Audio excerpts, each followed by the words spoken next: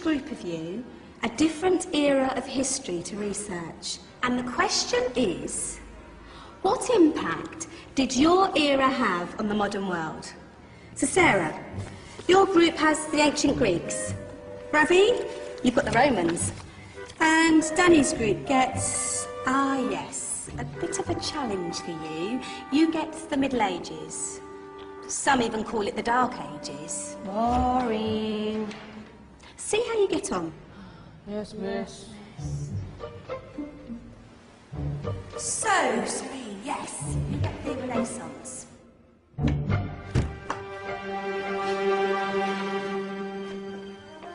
Is that the librarian? I guess so. How are the Dark Ages going to have anything to do with us? Excuse me. Sorry to bother you. What do you want? We need to find out what impact the Dark Ages had on the modern world. Never was a period of history so poorly named. Don't touch. It's priceless. And I suppose someone's been filling your head with the usual nonsense, eh? 1,000 wasted years. A black hole in history, am I right? Yeah, sort of. You see, it's always the same. You assume it was all mud, disease, death and destruction, with marauding mobs of barbarians ripping down the good of former civilizations, burning and plundering as they went. Nothing of any worth invented either, eh? Oh, no. Go on, be off with you. Sorry to bother you. Come on, it's probably not worth it. Everyone knows that the Greeks and Romans invented everything anyway. Oh, did they now? And you're sure about that, are you? You know, I might just have something for you. You seem to be up to the task. I suppose I could... Follow me. I've got just the book for you.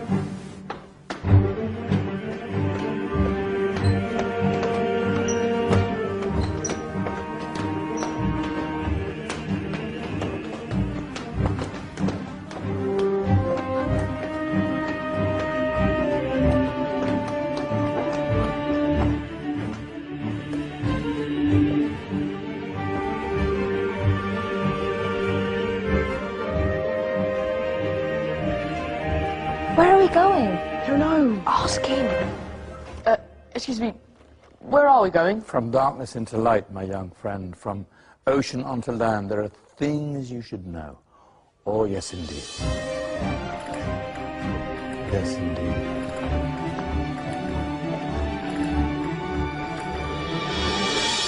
Now, I know I left it round here somewhere.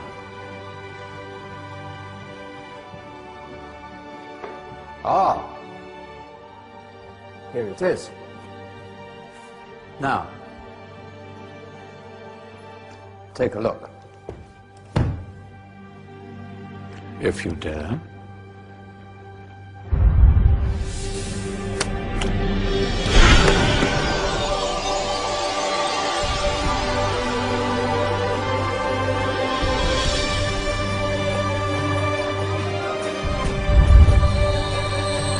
What's going on? Welcome to the Dark Ages, or as it should be known, the Golden Ages. Who are you? I am Al-Jazari, engineer and ingenious inventor. I thought you said this was the Dark Ages. It doesn't look very... dark. That's because it's all a matter of perspective, my soon-to-be illuminated friend. Of course, there are parts of the world that weren't dark at all, but in a civilization that stretched from Spain to China, the golden rays of discovery and invention shone over everything. What civilization? The Muslim civilization, my young friend. Through scholars and scientists of various faiths, some of the most important discoveries known to man were made at this time. Discoveries that drew on knowledge of the ancients, but have more connections with your modern world than you could possibly ever imagine. Like what? Well, all sorts of things. I've got to get a picture of this. I knew it was a good idea. Who are you? Allow me to introduce Ibn al-Haytham, a great scientist whose ideas led to the invention of the camera. You invented the camera? I laid the foundations for modern cameras by explaining how our eyes work. I found a way of projecting an image onto another surface through a small hole in a dark room, later called camera obscura. Think of all the things that evolved from this discovery. Cameras, cinema, all share the same principle. Cool. Look out below! Who's that? That's my good friend, Abbas ibn Farnas, who gazed up to the heavens, passionate in his belief that man could fly. Whoa. Indeed, he dared to dream about flying 1,000 years before the Wright brothers. Do you know you all take your jet-setting holidays for granted, so it only seems fair to remember Abbas ibn Farnas. Stand by. I'm ready for takeoff.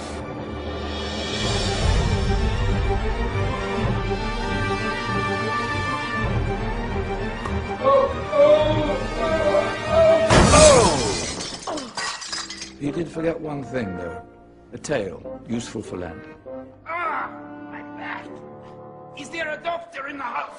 Did someone call? Ah, my old friend, why don't you introduce yourself to my young guests? I am Abul Qasim al-Zahrawi.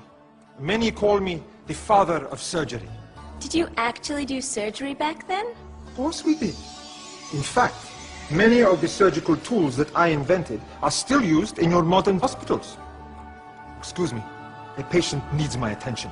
Scalpel? I think I may need some stitches. In that case, I'll use catgut. Catgut?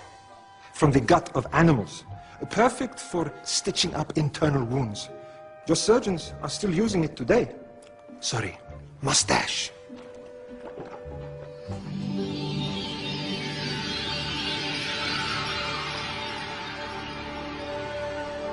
Who's she?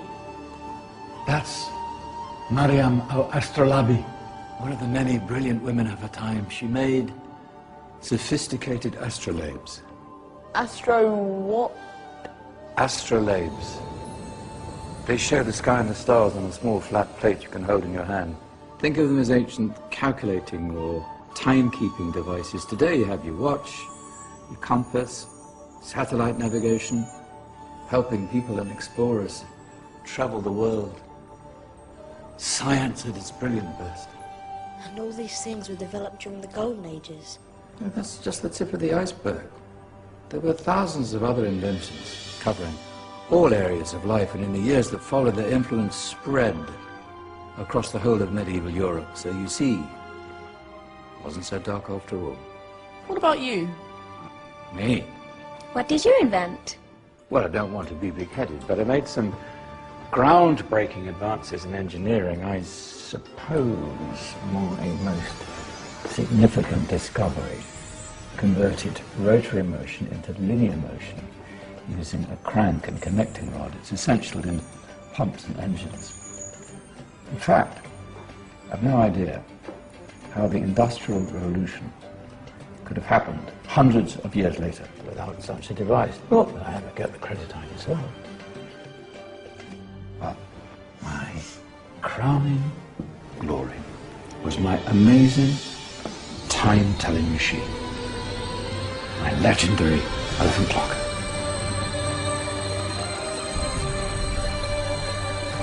It's a clock. Yes.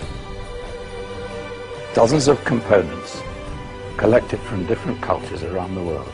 Indian, Greek, Arabian, Egyptian, Chinese. Wow. A United Nations clock. That is pretty cool.